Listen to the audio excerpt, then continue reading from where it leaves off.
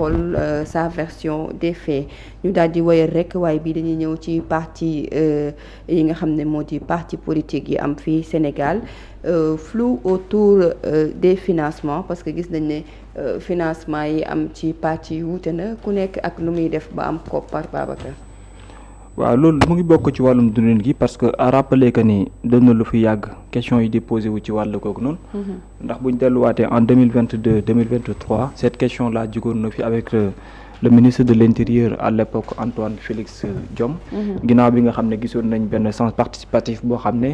le parti au pouvoir moom moo ko daan def ay nit yoo xam ne daanaka dañ daan def seen contribution ci waxtu également aussi mu indiwaat beneen aspect boo xam ne ñu bëree bëri doon posé wu question di dellu si waat ne parti politique yi fii nekk anam bi ñu leen di financer am na ñoo xam ne tey jii li ñuy risqué mooy boo moytuwul ñu tëj ràpp li nga xam ne moo di seeni parti wala ñu daal di koo neenal loolu nag boobeeg léegi laaj gi ci samp mooy la nga xamante mooy taxawaay gi ci war a mën a am ak loi bi tamit ani nan la si war a mën a def ba respecté waat ko ci na nga war a tënkoo mais jàngat bi nga xamante ni Le Soleil yéenikaay jot naa xëy ak moom mooy dellu si waat na ci lu tukkee ci wàllum loi bi nga xamante ni daanaka moom moo ko ëmb mu mel ni également ba ndege ni bari na manquement yoo xam ne nekk na ci ndax saytu bi nga xam ne moo ci war a mën a am lu ci bari loolu dafa des beneen boo xam ne tam bokk na ci moo di avis yi nga xam ne ñaar ci ay nit yu ñu jokkool jot nañ ko yëkkati ñëwal lu jëm ci wàllum parti politique yooyu la ñenn ci ñoom jot a tamit proposer ay prox ndoll yoo xam ne yees la war a mën de même si on parle également de la promotion bi nga xamante ni du financement participatif bi nga xam ne Pastef ci jëm boppam gis nañ mu koy amal ndax war naa mën a nekk benn yoon boo xam ne les autres partis politiques aussi war nañ mën a abbu même yoon boobule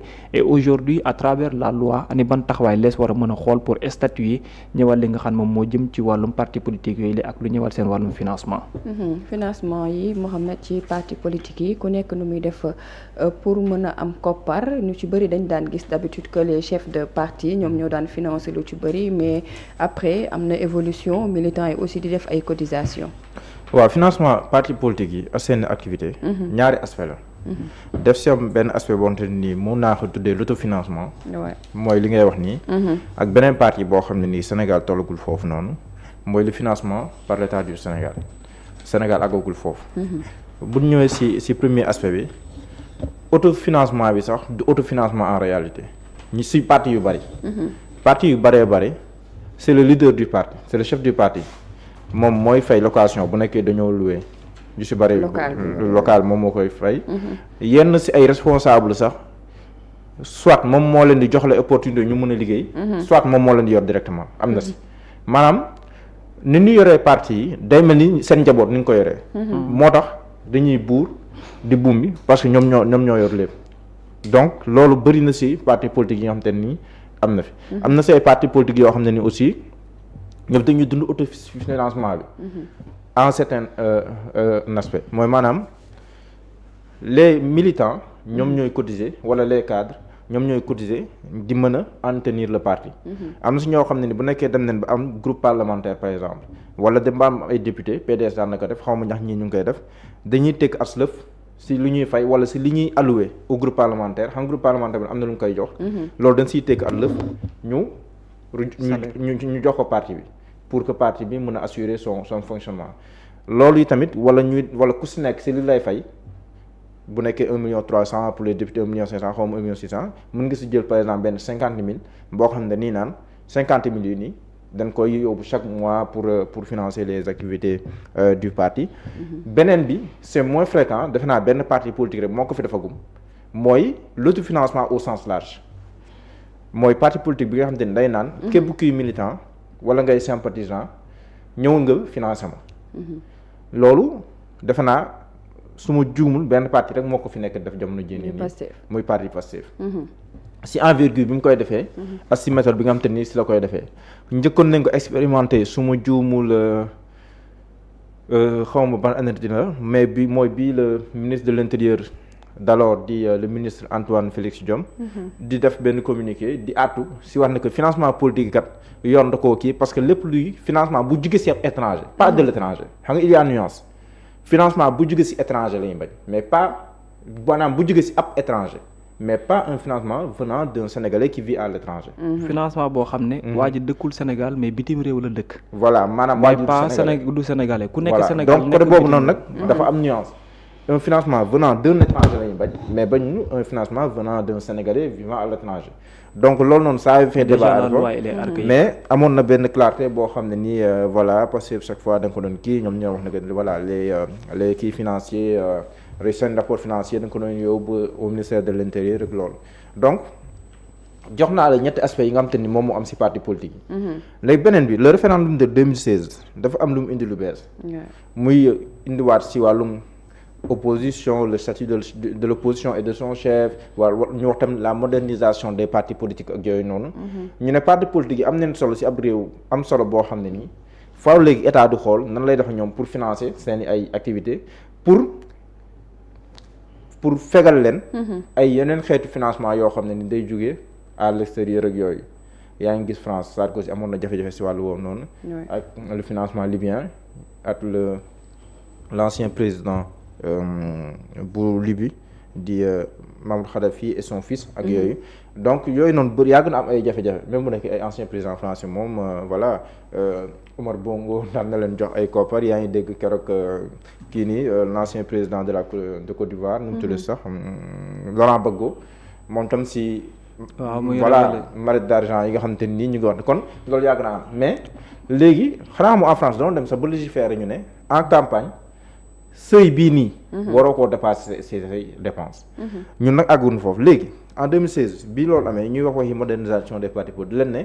nen xool léegi nan la état du Sénégal di financer les partis politiques mais kon faaw ay modalités taxaw parce que plus de 300 partis état du Sénégal mënu leen financer ñoom ñëpp bu nekkee loolu la kon ñun ñëpp neen bàyyi suñuy liggéey dem créer suñuy parti nekk ay fonctionnaires de fait kon ñu ñuy fay chaque weer bu dee parce que feeru lay mujjee doon après donc faaw ñu teg ay critères yi ni muy demee loolu nag peut-être dialogue moom moo koy définir ñu xool ndax dañuy dem ci élection ñu ne par exemple ku am tant de % ci wàllum électorat mën nga am sàngam ku am moins que ça tu n'as pas droit au financement ku am à partir d'un seuil ñu ne par exemple je donne cet exemple ku am 5% par exemple chaque weer bu dee état du Sénégal mën na la jox 1 million je donne cet exemple là bu nekkee am nga 15% jëm kaw 3 millions et cetera donc ba du ñuy àggee ci ki nga xam ne moom mooy le chef de l'opposition am nañu ko échelonné noonu mais beneen bi aussi ci réew bu mel ni Sénégal ak situation mais est-ce que bu fekkee chef de parti ñoom ñooy financer li nga xam ne moo di parti beeg yooyu est-ce que démocratie dina am ci boobu les partis justement c'est pour éviter ça d'accord xam nga bu financement bi parce que loolu ñaari mbir moo la ko mën a éviter loo mooy benn le modèle passif mooy le financement par les militants yooyu parce que loolu li kii bi et c'est ce que dit la loi voilà léegi li muy indi son corollaire moom mooy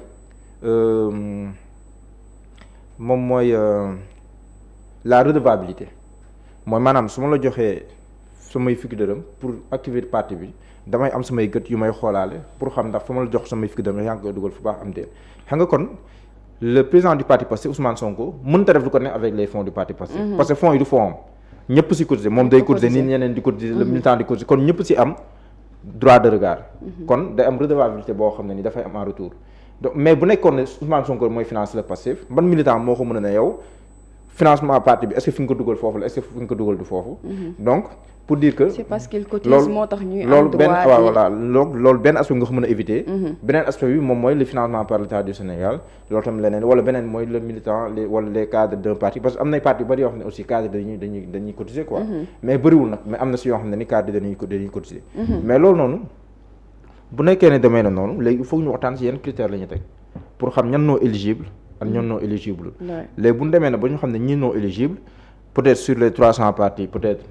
bu lépp jaar yoon peut-être 10 partis ñoom ñoo ci des wala une dizaine de partis ñoo xam ñoom ñooy éligible après ñu xool état nan la leen di financer mais loolu tamit day am leneen lu muy laaj mooy le rapport financier bi nga xam ne ko war a teg sur la table du ministère de l'intérieur wala du ministre de l'intérieur année bu nekk c'est une exigence mais ñu bëri respecté wuñu ko ak topp bi état war a topp parce que loolu mais tamit xoolaat également nombre pléthorique bi nga xam ne am na ci parti parce que bu ñuy wax plus de waaw loolu laay wax ni maanaam day wàññiwaale maanaam de fait day wàññiwaale le nombre de partis parce que nekkul ñëppay am droit au financement donc ñi nga xam ne ni ñoom ñooy apte wala boog ñoom ñooy conforme aux critères ñooñu rek la ñuy mën a financer kon ñeneen même bu nekk dañuy existence de kii nii rek lay doon mais doon existence de fait loolu benn la am na lu mu bëggoon wax sax fàtte naa ko waaye xam naa boo joxee après nga dikkaat ci Babacar nga dikkaat ci loi bi aussi expliquer ko lu mu wax yëpp parewul terewul du pare de alors non benn partie bi la je pense que ni était dans la loi ak lu jëm ci wàllum financement parti politique yi parce que côté boobu aussi je pense fi ñuy war a njëkk a commencer Mohamed mu ngi wax ci rapport financier bi nga xam ne moom la parti war di déposer au niveau du ministère de l'intérieur mais problème bi ñu am fu mu toll nii nekkul pour démarcher parti politique yi mais problème bi ñu am mooy recensement bi nga xam ne moo war a mën a am le ministre de l'intérieur du war a mën a joxe certification bi wane ne parti bi war naa mën a exister et que chaque année mu war a mën a def le bilan pour comprendre parti politique yi benn bu ci ne doxalin gi mu war a mën a am parce que dans la loi dañu ne article 3 article 4 bu loi octobre 1989 bu 81 te ñu modifié ko en 1989 dafa ne parti politique bi financement am warul mën a jógee lu dul ci ay cotisation moom lay nekk wala yenn membres yi nga xam ne ñoo yëkkati question de sécurité bi très bien di dugg foofu léegi nag ci côté aspect boobu tamit ngay wax dafa am solo parce que kenn ci ñoom di docteur Babacar jot na ko lim parce que bu fekkente ni nii yaa ngi joxe ay licence te defaloo récap pour chaque année mën a comprendre parti politique yi lii la après yow di nga mën a def ne ñii laa am ci année bi wala ñii laa recensé mais bilan financier bi wala rapport bi ñii ak ñii ñoo ko indi ñii ak ñii ñoo ko indiwoon mais kon am nga yow ci saytu ka ne à travers ci bilan bi nga teg ne ñii ñoo respecté ñii ñoo respecté wul léegi nag après li ngay teg comme questionnaire nga jox leen ay daan merci beaucoup wala même boo leen joxul daan nga jox leen ay avertissement comme politique la jox leen ay avertissement ne leen yéen kat man joxoon naa leen kat luy wane ne seen parti politique existe na mais ci biir li ma leen jox article 3 article 4 bu loi 1989 kat lii la wax te yéen kat gis naa ne lii nekku leen ci jox naa leen nag avertissement te bëgg naa explication nangam ak nangam su boobaa parti politique yooyu xam ne du question dañuy jot seen licence rek jàpp na ñoom pour toujours amatuñ dara lu ñu war a redevable ministère de l'intérieur mais Mohamed mu ngi koy signer dans le cadre sécuritaire mais c'est important parce que bu fekkente ni tey dafa am opportunité wala occasion ci yenn personnes yi ñuy jaarale seen financement à travers des partis politiques mais menace la à l'intérieur du pays parce que yenn way fippeeg yenn defkatu ñaawtee fi très bien problème gi ñuy am mooy que ni bu fekkente ni parti politique yi dañ fa jaaree financer leen mais koppar yi fi ñu koy jotee mën nañoo jàpp que ne parti politique la nit a nekk fële rek di financer te duñu xam te loi bi dafay interdire nit boo xam ne bokkul nationalité ak fi parti bi nekk di jël xaalisam di ko injecter ci biir parti politique te loolu su amee mooy que ne ay lobby lay doon maanaam ñoom ñooy am contrôle nu muy demee mooy da ngay nekk parti politique ay lobby nekk à l'extérieur di financer parti bi fexe bu gagner élection présidentielle soo gagner élection présidentielle pour bu ëllëgee tout ce qui est contrat nga delloowaat leen ko encore léegi su boobaa ñoom ñu nekk à l'intérieur du pays mën a lëmbee ci ferñeent yi nga xam ne ab réew jot na ko am loolu moo tax ñuy interdire loolu moo tax ñuy interdire que ne financement yi bu ñu nangu benn yoon muy jógee ci koo xamante ni bokkul nationalité ak fa réew ma di ne mais nag mën na nekk des partisans yi nga xam ne bitim réew lañ ne la diaspora sénégalaise jël seen ay cotisation jébbal ko parti politique bi parce que par le risque bi ci nekk mooy que non seulement dañuy ñëw jaaree fa am contrôle parti bi mooy borom parti bi la yaa ngi koy wax sànq mais ce que l'on voyait bu njëkk ba loolu la woon sa kër ngay moom sax maanaam ñaari kër ngay am ñetti kër homme d'affaires ngay doon benn kër ga moom ngay jël defa siège parti bi amul fay gaa ñi di fa ñëw di fa daje di fa def lu leen neex nga am contrôle parti bi ku ñëw nga jox ko 1000 francs 2000 francs mu passe dem ñibbi ci waat mais la preuve nga boole ko ci diggante bi nga baal ma xool loolu ko indi baaw nga baal ma président Idrissa Seck bi mu rejoindre kii waaw si bi suba si am na benn responsable réew mi bu waa RFM woo di ko laaj ci éventualité loolu yëgu ko il avait catégoriquement écarté cette hypothèse guddi gi même pas guddi gi sax après quelques heures après est-ce que yëg na ko ñu ne la Idrissa Seck nommé président du conseil économique social et environnemental loolu moo koy waral est-ce que yëg na ko parce que moom mooy def lépp est-ce que mooy loolu les décisions voilà bu nekkoon parti yu nag parti ñu bëri ñëw si kii loolu bépp décision bi ñuy jël dañ koy waxtaanee au sein du da nga koy shura yu maamataar gee da nga koy shura da nga koy waxtaanee après ñu soog a jël xam nga problème bi fu muy nekk mooy que ni suñu defee association parce que ñu bari dañ jàpp ne ab association bu mag la rek association nag lan la ñuy def mooy idée la ñuy teg di ci waxtaan mais n'empêche ñu jël kenn moom mu jiital dans la discussion également dafay am kenn ku ne indi benn avis bu muy teg la mais comme li nga naan faral di nemmeeku mooy li ma wax parti politique benn instant boo xamante ni amoon na fi dañ ne woon sax waaw ngéej na parti politique yi bari mais fu mu toll nii da ngay laajte pour nga mën a xam parti politique yi ni mu baree nii ani ban impact moom la am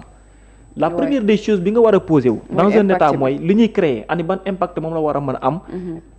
ci réew mi ak lan la koy jox yow déjà li fi nekk bari na lool te amul njëriñ léegi à tout moment ñu bëgg di dolliwaat di yokkaat te pour côté boobu tamit mën na dellu si waat pour ñu wàññi tuuti. mais am na parti yoo xam ne bokk nañ idéologie bokk nañ tout bari na lañ leneen. war nañu mën a def fusion boole. mais li ko indi woon yëpp. lenn la woon dañoo demoon benn instant ñu gëmoon ne dans l'arène politique il suffit que nga am parti politique sa survie financièrement mën nga ko garantiral sa bopp te doo liggéey doo sonn. pourquoi parce que lu mu gàtt di nga garantiral ki nekk au pouvoir même bu dee benn centaine d'électorat la wala benn centaine de votes. ñu jàpp ne loolu déjà boo ko amee rek.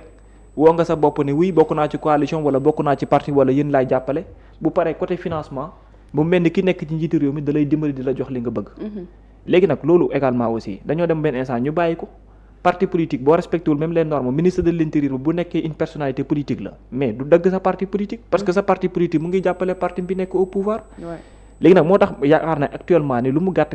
saytu boobu noonu au quotidien autant le président de la république mu ngi wax ci wàllum dialogue bi ñu war ci mën a waxtaan. man je pense que ni ministère de l'intérieur war nañ mën a am également aussi benn avancée bu fekkee sax nekkuñu ci déjà mooy xool exactement nan la ñuy def ba récapituler ne lii moo fi ay parti politique mais en réalité depuis des années li ñu nemmeeku ci ñi respecté yu baree bari ci sart yi wax. ñii ak ñii la. c'est à partir de ça ndax dafa wax ne dañuy def une obligation la nga def une déclaration annuelle. non c'est une obligation mais est-ce que dinañ gis parti yi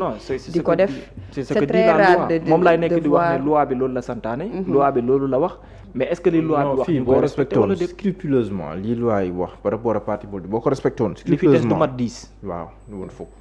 mais il faut ñu respecter ko il faut ñu dem vers ça parce que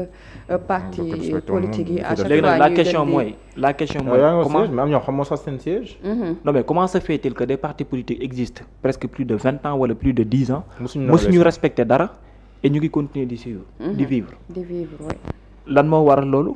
aujourd'hui tamit ci question de dialogue bi war a ñëw sànq Mouhamed mu ngi koy brosser mais je pense que ni comme parti politique yi ñoom la yitteel aussi dafa war a nekk lu ñuy waxtaane lu yaatu même bu dee ci terme de référence am na loo xam ne juñu dañ ko ci parti politique yi mais war nañ ci mën a gën a xóotal. pourquoi parce que sénégalais ñoo ci njëkk am problème. ñoo ci njëkk am problème qu'il y a des multitudes de partis politiques et à la limite amul benn sens gu muy indi nit ñi. donc côté boobu tam war nañ ci mën a waxtaan et je pense que ni l'application de la loi moo war a devancer sur lépp te su boobaa également am na lu mën a changer te côté sécurité bi aussi daf ci am importance.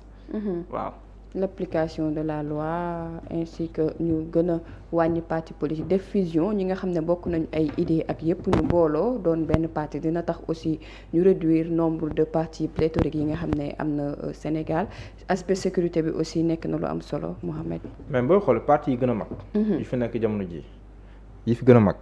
boo si génnewee Pastef ñoom ñëpp ñoo bokk delluwaay. waaw ñoo bokk idée ak yépp mën nañu boo xoolee. bon après indépendance yooyu noonu mun na wax ne PS moo fi nekkoon. avec le président Senghor. PS bi mu fi nekkee le président Abdoulaye Wade milité na au parti socialiste pendant un moment mu génn créer parti démocratique sénégalais c'est vrai que amoon na yeneen parti yoo xam ne ñoom ñoo fi nekkoon si jamono jooju noonu. mais après ñaari parti yooyu da nga gis ne que ñooy ñaari parti yi ëppoon doole di dem. boo xoolee jamono ji Sénégal boo jëlee AFP. URD bu ndeysaan fa jubaleeti ka yàlla na ko yàlla yërëm nga jël yeneen parti yu bari. boo xoolee. ay LD. ñoom ñëpp. bon LD sax peut-être ñoom c'est la gauche. mais ñoom ñëpp boo xoolee ci parti socialiste lañ jóge nga jël beneen wàll bi le Rewmi bu président Idrissa Seck APR bu président Macky Sall ñooñu ñëpp boo xoolee ba ci parti wu ñoom Modou Diagne Fada beeg yooyu noonu yeesal. ñoom ñëpp LDR yeesal ñoom ñëpp boo xoolee. parti démocratique Sénégal leen bale. donc boo xoolee te ñooñu fu mu toll nii ñoom ñoo yor politique bi booy xool politique bi fu mu toll nii quoi qu'on puisse dire bu nekkee ci côté opposition bi c'est l'APR. boo jëlee parti wu Amadou Ba ci APR lu jógee maanaam ci parti bi jógee ci PDS pour dire que fu mu toll nii boo ko doon bu kenn ku nekk delluwaatoon ci kër ba mu jógee da nga gis ne ñetti parti moo fi des daanaka PS moo fi des. PDS ak Pastef booy xool moo fi des ak yenn yu sew sewaan yi si yu parti yu mag yi. pour dire que loolu bokk na si di gën a yokku tax parti yu bëri parce que ku si nekk boo meree si benn parti rek sa premier réflexe moom mooy. créer ko problème. créer sa propre parti. nga dem yow parti Rewmi par exemple ñaata nit noo génne parti Rewmi bii génnee woon si parti démocratique sénégalais boo xam ne parti Déthié Fall am na parti PRP docteur Abdourahmane Diouf am na parti. Awalé donc. pour dire que même si biir parti PRP aussi yaa ngi gis docteur Mbodj génnoon na créer mouvement ou quelque chose comme ça donc noonu la parti yi di bëree ju si bëree bëri mer rek créer say figure noonu la parti yi di bëree parce que bon peut-être da ngay dem ba àgg benn station bi parce que Déthié Fall il était le vice-président du parti Rewmi donc da ngay jàpp ne boo génnee foofu rek waratoo mën a boot si ginnaaw keneen docteur Ousmane Diouf porte-parole du parti Rewmi amoon fa taxawaay loolu ak influence autonomie lañ ko def mais du autonomie parce que pour man ñoom autonomie lañ ko considéré il suffit ngay màgg am na fooy toll wala boo amee problème il faut nga wane que ne oui man aussi am naa possibilité exister te du ma dépendre ci kenn donc naa dem créer sama propre parti politique et à la limite mooy indiwaat tamit tous tasaar boobu noonu am au sein de l'arène politique waaw mais am na si yoo xam ne ni quand même loolu moo gën a yox tam bari mais am na si ay partis yoo xam ne quand même am nañ toute identité ñoo xam ne nii boo jëlee Tahirou Sarr par exemple parti Rewmi la bokk mais Tahirou positionnement politique am moom dafa am une identité qui lui est propre boo xam ne nii moom yoon boobu la rëddal boo xam ne fii laay jaar boo jëlee docteur Abdourahmane Diouf moom booy xool fi mu rëddal boo xam ne fa lay jaar c'est la préférence nationale préférence nationale pas au sens nationaliste du terme comme Tahirou Sarr ak yooyu mais préférence nationale si wàllum le secteur dooleel le secteur privé si wàllum économie côté boobu noonu boo xoolee moom axe boobu noonu la teg boo xam mais li si am solo mooy ñu bëri waroon nañ mën a booloo tey booloowuñu mënoo leen obligé pour ñu booloo mais li nga mën def yow état mooy teg ay critères yoo xam ne nii yu objectif yoo xam ne nii li ñu Daouda Gueye doon wax bi ñu nekkee terminal moo ñu yoroon philosophie fu mu toll moom mooy le directeur de la formation ak yooyu noonu bu la joxee note bu bon nga ne ko monsieur 6 nga ma may mu ne may ma la 6 de yow yaa jël 6 yaa liggéey lu tax nga am damaa teg 0 ba 14 moom 14 mooy meilleur notam damaa teg 0 ba 14 yow yaa ñëw xool li nga si bëgg nga jël loolu kon état bi dafa war a teg notam dafa war a teg ay notam ku si nekk la nga jël rek ñu boole la ak loolu maanaam teg ay critères yu leer ku si nekk la nga méngool nu jox la loolu je pense que on doit aller faire ça le dialogue c'en est une occasion dina am yeneen occasion yoo xam ne nii am na si mais il faudrait que ñu régler ko parce que bon vitalité démocratique la mais tamit yenn saa yi mën na nekk désordre plus de 300 partis si réew mi loolu tamit xaw na takku tuuti et si l'état bu fekkee dafa bëgg dans le temps jël la responsabilité di apporter wala di am lu muy jox parti politique justement ci question de financement waaw il faut qu'il y ait une rationalisation moom c'est clair parce que ça l'état ne peut pas se permettre de génner des milliards di ko injecter sur des partis politiques pour 300 et quelques partis politiques donc pour nga mën ko def da ngay nekk dans l'obligation nga rationaliser les partis politiques ba noppi war a mën a xool ani ban anam ngay tegee jëm ci wàllum jàppandali wala aide boobu booy annuel ay partis politiques te je pense que même si ce n'est pas la question de bi nga xam moo dugg ci wàllum financement il est obligatoire aussi que ñu revoir liste bi en fait c'est trop quoi et trop c'est trop aussi voilà lim bi takku na ay partis politiques yoo xam ne tey ji en réalité solution pour remédier ci yenn financement partis yi fi am objectif wala yi am fu ñu yenu te lim ñuy coûter moo gën a métti et vous voyez que ñoom élection ñëwee surtout non foofu sax sori na mais amuñu benn objectif boo koy xool ba pare objectivité ànduñoo moom pourquoi mu wax ko parce que élection législative yi ak locales yi fi weesu di ngeen proposition bi ñu defoon mais des partis politiques disent que ne non duñu ko nangu parce que suñ ko defee diw sàngam te côté boobu noonu suñu fa demee mooy bu dee parti politique bu ne daa bëgg a bokk voilà ñu def kii bu ndaw parti bu ne bëgg a bokk état du Sénégal nga xam ne photo tête de liste bi rek moom kese moo fay génn jeex ñoom ils avaient refusé ça après nga bañ léegi imaginer bu fekkee daf leen di gën a kii quoi waaw léegi yow nga bëgg ñu ne parti politique bi ñëw na élection mu ngi jublu si ku ne bëgg a dem retirer ji fiche yow fiche yooyu ñuy calculer état du Sénégal di ko tirer mais ça coûte cher moom laay wax ci élection yi waaw léegi nga am ñaata 14 partis politiques 14 yoo xam ne xam nga waxoon naa ko fii nii avant même ñuy door ma ne waaw ku mu neex nag mën ngaa dem waaye nag nañ xam ne tamit ñun suñ koppar yi dañ ko war a mën a sàmm ci benn côté ndax niñ ko bëgg a boolee aussi nag loolu du dox mënut a wéy waaw il est temps pour qu'au moins am càmbar bu ci war a mën dugg lu jëm ci wàllum parti politique yi bëri ñu jéem leen a wàññi structurer leen lu jëm également ci wàllum financement yi ak yooyu yëpp donc daal di ci wut une solution dialogue bi dina permettre peut-être benn fenêtre bu ñu mën a ubbi pour waxtaan ci mbirum parti politique yi gën leen a wàññi gën leen a structurer donc bu mu gën a yem parti daal gën a mën a am effet parce que on parle de plus de 300 partis c'est trop alors dañuy daal di wéyal mais dañuy ñëw ci rapport ITIE bi nga xam ne génn na ci premier semestre 2024 bi rapport bi nag mi ngi wax ne que ñi ngi gagné plus de 236,59 milliards des revenus générés par le secteur extractif